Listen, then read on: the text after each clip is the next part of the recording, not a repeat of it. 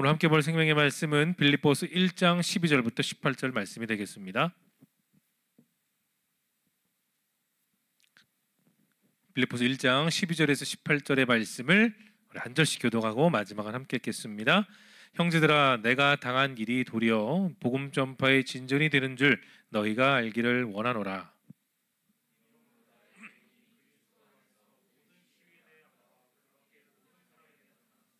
형제 중 다수가 나의 매임으로 말미암아 주 안에서 신뢰함으로 겁없이 하나님의 말씀을 더욱 담대히 전하게 되었느니라.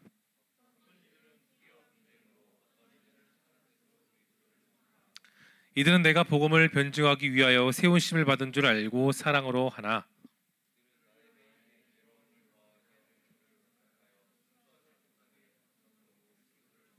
함께 읽겠습니다. 시작.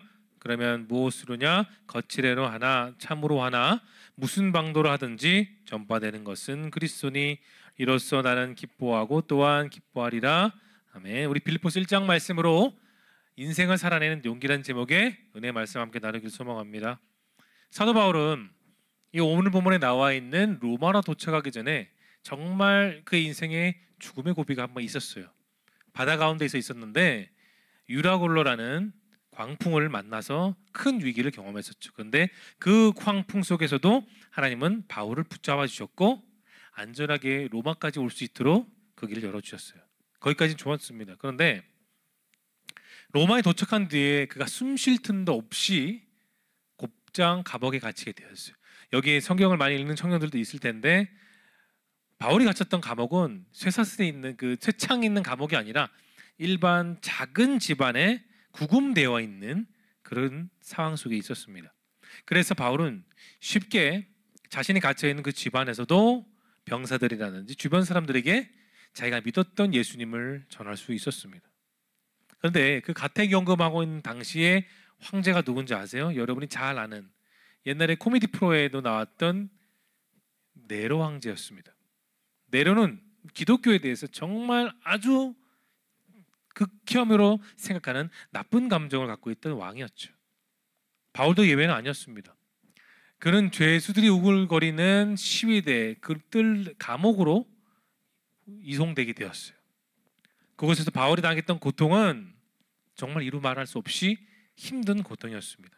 그런데 그럼에도 오늘 우리가 읽은 본문에서 바울은 그 고통 속에 형제들에게 이런 말을 해요. 자, 1장 12절 말씀 열어볼까요? 자, 12절 읽어볼게요. 시작.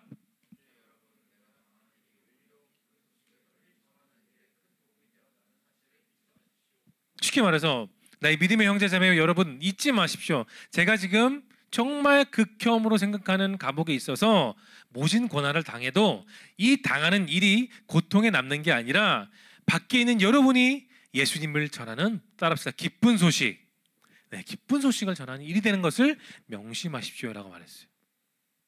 보통 사람들이 감옥에 갇히게 되면 다 힘들어요.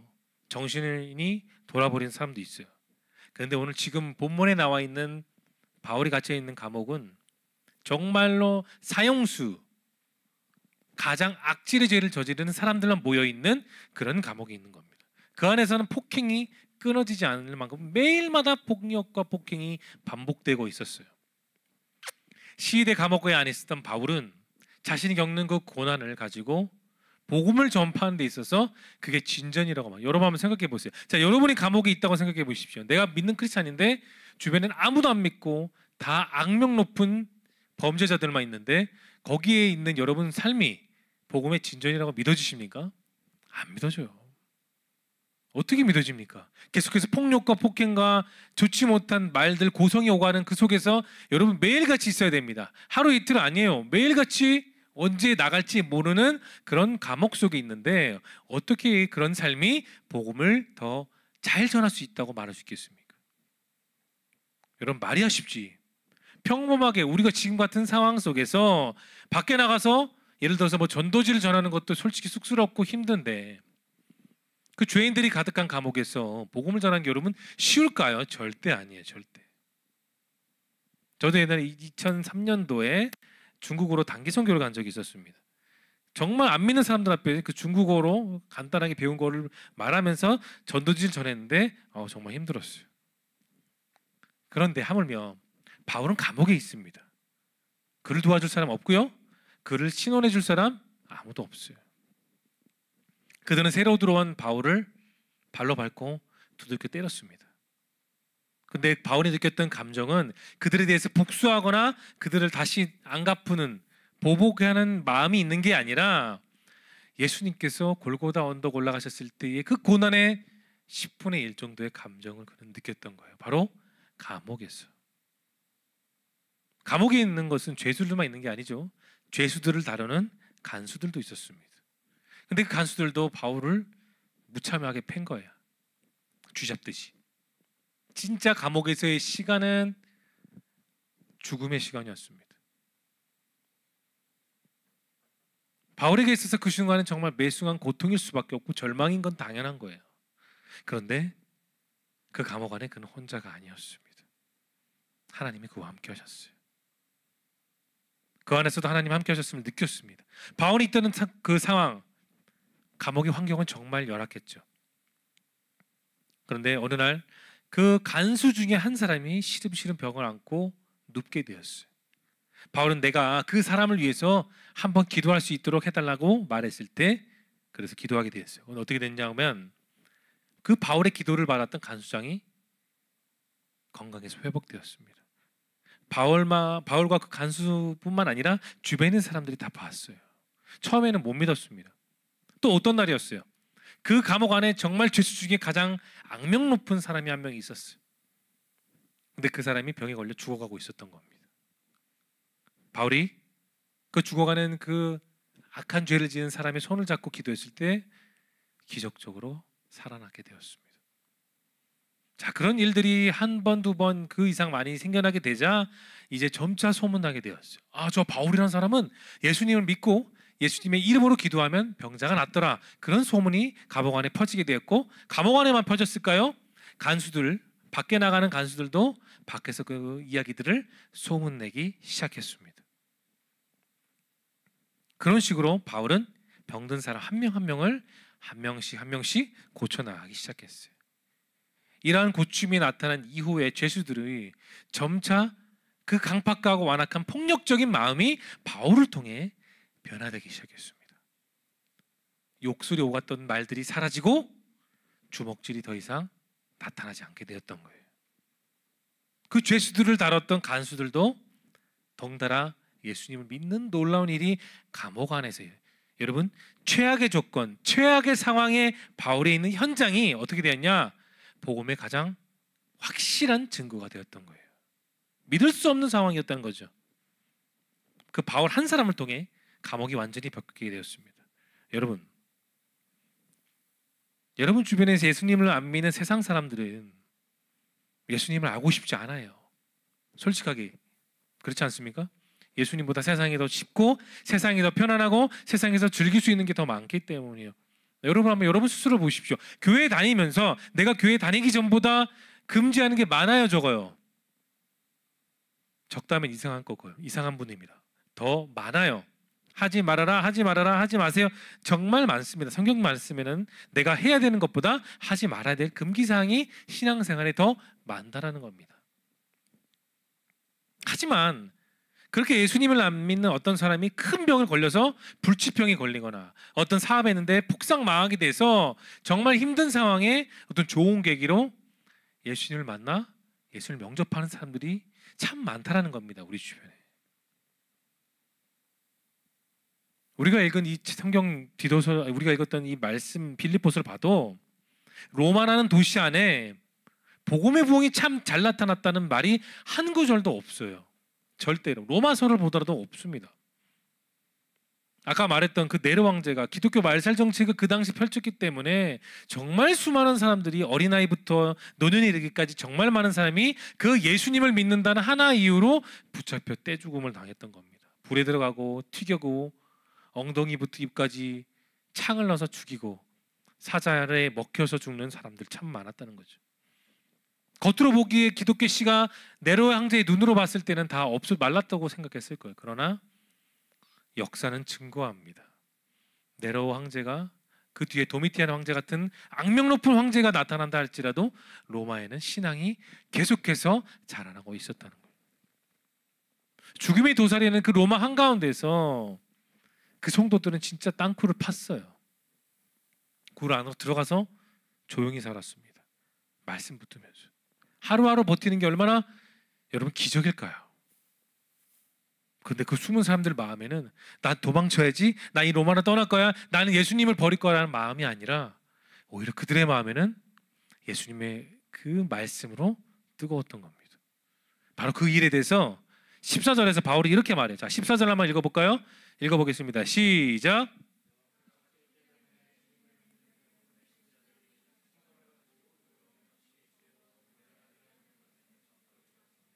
자, 하나님 말씀 어떻게 전파했다고요? 설렁설렁 감정대로 따라합시다. 두려움 없이 더욱 담대하게 마지막에 하나님의 말씀을 전파했다.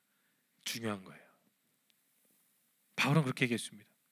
내가 갇혀 있고 내가 폭력을 당하고 어려운 상황 속에서 하나님이 도우심으로 놀라운 기적이 나타나 그것이 간증이 되었기 때문에 밖에 있는 성도들이 그 소식을 듣고 바울도 감옥에서 저렇게 열심히 해야 하는데 우리도 나가서 전파하고 나가서 내가 믿는 예수님을 전하자. 뭐 어떻게 해요? 두려움 없이. 내가 붙잡히든 안 붙잡히든 계속해서 복음을 전했던 거예요.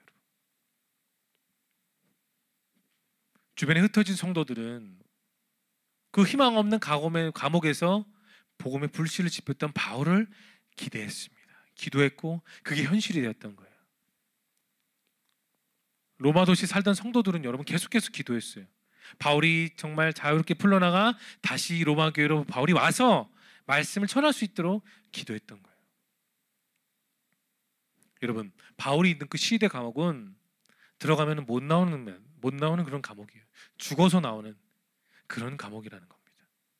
북한의 아우치 탄광 같은 그런 감옥이죠. 그곳에 바울은 살아 있었습니다. 죽지 않았어요. 그 안에서 복음을 전하며 계속해서 그 안에 예수님의 기적을 그가 드러냈던 겁니다. 주변의 많은 죄인들에게. 밖에 숨어있던 성도들은 그런 놀라운 기적이 바로 하나님의 역사고 바울을 통해 그 역사는 진짜 세상에 나타났다고 여러분 믿게 되었던 거예요. 바로 그때 믿은 거예요. 계속 머리만 만들었던 성경이 아니라 이제 현실 가운데 예수님의 기적이 나타나구나 하는 것을 로마 교회 성도들이 여러분 믿게 되었던 겁니다. 여러분, 지극히 평범해 보이는 사람들이라 할지라도 그런 성도들이 예수님의 은혜를 누리고 내 삶 속에서 경험하는 삶을 살면 나가면 담대해져요. 체형이 크고 키가 크고 근육이 있어서 담대한 게 아니라 내 안에 예수님이 계시기 때문에 내가 담대하게 인생을 사는 거예요. 여러분, 예전에 사도행전 설교로 말씀을 제가 전해드렸습니다. 여러분, 유월절 절기 고향으로 많은 유대인들이 돌아왔죠. 디아스포라 유다인들이. 자, 그때 베드로의 설교를 들었어요. 어느 날에 3,000명, 어느 날에 5,000명이 회심하고 예수님을 영접하게 됐던 사건을 여러분 들었습니다. 그 짧은 설교로 인해 수많은 사람들이 율법을 내려놓고 예수님을 내 마음에 새기게 되었던 거죠. 이것이 바로 로마 복음의 시작이었다면 그 중심이 누구였냐? 바로 그 시위대 감옥에 있었던 바울의 삶이었던 거예요. 여러분, 바울은 감옥에서 자신의 능력으로 하지 않았습니다. 바울에게 능력이 없어요. 예수님을 믿기 전에는 가말리아 문화생으로서 엘리트였고 로마 시민권자이고 날 때부터 히브리인이었고 그 다음에 바리새인이었고 율법학자라는 놀라운 타이틀이 있었지만 예수님 믿고 다 던져버렸습니다. 그걸 다 배설물로 여기기 때문이에요. 나에게는 더 이상 그게 필요 없다. 나에게는 예수님이 있으면 된다. 바울은 그렇게 살았고 그런 삶의 현장 가운데 가장 어려운 감옥 속에 바울이 그것을 증거했던 거예요. 거기가 바로 바울의 인생의 테스트 현장이었습니다. 그리고 밖에 있던 성도들이 그 소식을 듣고 담대하게 곳곳으로 나갔어요. 그런데 그 유대인 성도들은 유대인들에게만 말씀을 전한 게 아니에요. 헬라인이든 히브리인이든 이방인이든 만나는 사람이 누구든지 내가 만났고 내가 경험하고 내가 사랑하는 예수님을 그들의 눈높이에 맞춰 전도했던 겁니다.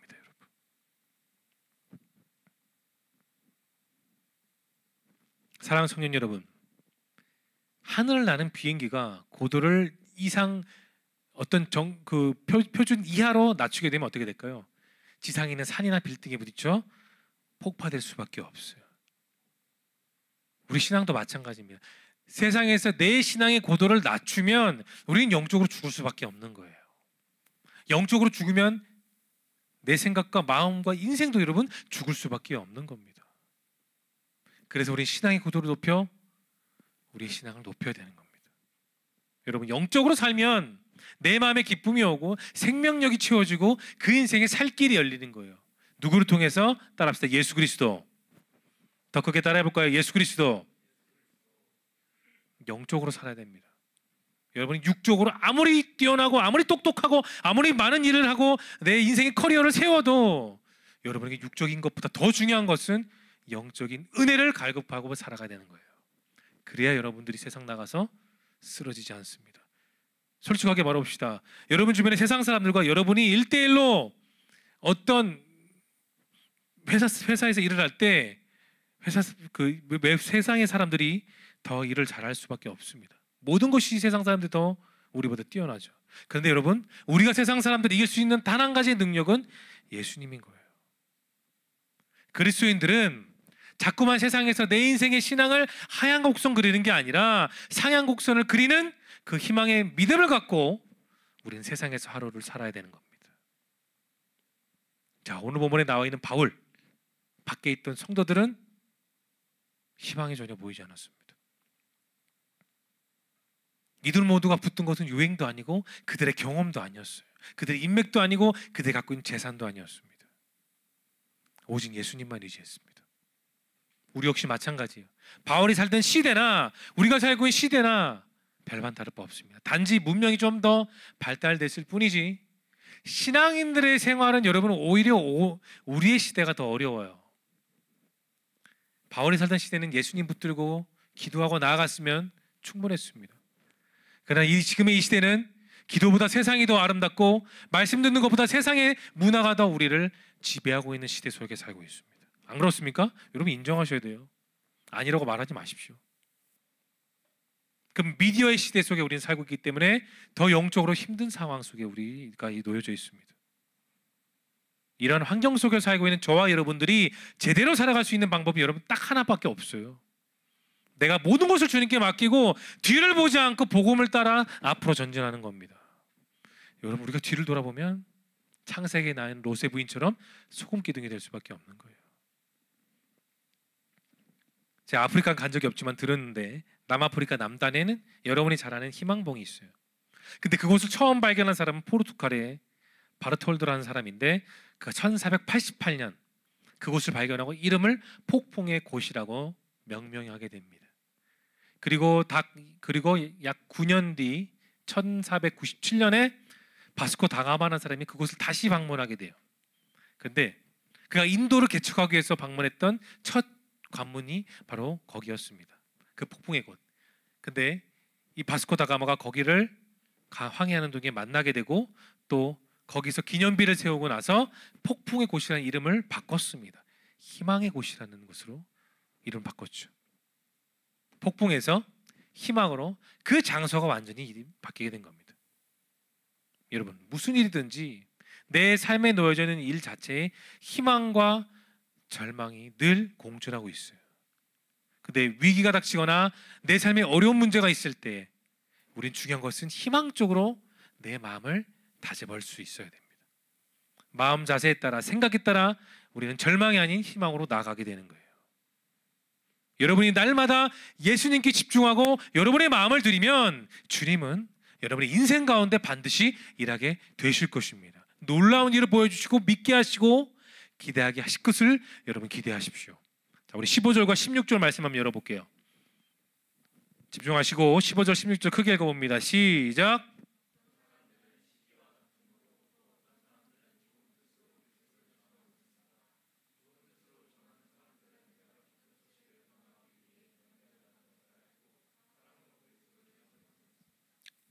바울은 그 예수님에 대해서 정말 긍정적인 믿음을 갖고 전하는 좋은 사람들과 반대로 악한 마음을 갖고 있는 크리스찬들 두 개를 지금 보여주고 있어요. 근데 먼저 첫 번째를 한번 볼 수 있길 바래요. 여러분 1세기 바울이 살던 그 시대는 정말 혼동의 시기였습니다. 왜냐? 더 이상 육신의 예수님이 계세요? 안 계세요? 안 계시잖아요. 사도들, 12사도들은 계속해서 3년 동안 예수님과 동고동락했습니다. 어디를 가든지, 바다를 가든지, 폭풍을 만나든지, 죽은 사람이 있는 곳을 가든지, 귀신이 있는 곳을 가든지 늘 예수님과 동행하고 그 예수님의 가르침과 훈련을 통해 예수님의 말씀을 배웠어요, 실제로. 그런데 예수님이 승천하시고 난 이후에 주 34년 그때부터 어떤 일이 일어나겠습니까? 마음이 힘들었죠. 예수님이 안 계시기 때문에. 그런데 오순절 성령의 강림으로 다락방에 모였던 120명을 통해 성령님이 임하신 이후에는 완전히 달라졌습니다. 여러분, 각 사람의 마음에 그렇게 예수님이 나타나게 된 거예요. 하나님의 능력이 크게 역사하시길 기도했던 그 사람들 한 명 한 명을 통해 하나님은 그 한 명 한 명에게 성령을 약속하셨고 주셨고 그 성령을 받은 사람들이 계속해서 세상으로 나아갔던 겁니다. 더 이상 예루살렘에만 머무는 것이 아니라 유대와 사마리아와 땅끝까지 이르러 그들은 복음을 전할 수 있게 되었던 거예요. 그 출발점이 뭐라고요? 성령님을 만났던 거죠. 여러분 잘 들으십시오. 고린도서 4장 20절에서 바울은 이런 말을 했어요. 하나님 나라는 말에 있는 것이 아니라 따라합시다. 능력에 있다.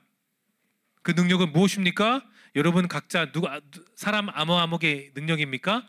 아니요. 예수님의 능력이다. 바울은 늘 전도할 때 자신을 감췄어요. 늘 예수님만 드러냈습니다. 어디서든지.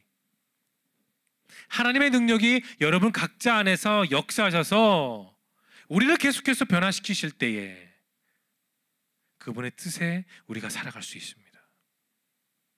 여러분,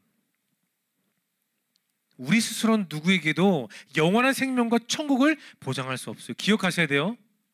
우리 스스로는 내가 아무리 신앙생활이 좋고 경험이 있어도 그것 갖고 전달한다고 할지라도 내가 전달하는 사람에게 구원과 천국을 알려줄 수 없어요. 구원과 천국은 하나님이 주십니다. 우리는 전달자일 뿐이에요. 그래서 우리는 무능하게 살아야 됩니다. 전적으로 무능하게 살아야 돼요. 전적으로 약하게 살아야 되고 전적으로 연약해질 수밖에 없습니다. 바울은 고백했어요. 내가 약할 그때 하나님의 능력이 강하게 나타난다. 그는 그렇게 고백했습니다. 사랑하는 성년 여러분,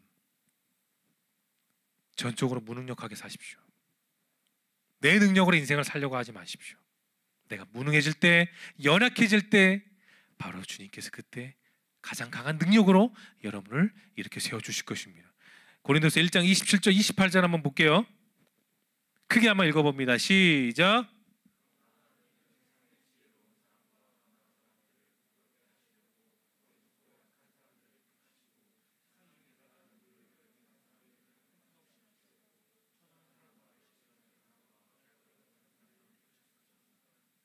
보통은 27절 28절 보면 하나님은 연약하고 어리석고 약한 사람을 택하셔서 강한 사람 위에 지혜롭게 하시는 것을 말씀하셨어요. 근데 여러분 27절 28절 자세히 보십시오.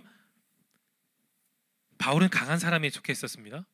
로마 시민권을 갖고 있던 사람이었어요. 세상에서 가장 지혜롭고 똑똑한 가말리아 문화생에 있었던 그런 스마트한 사람이었죠.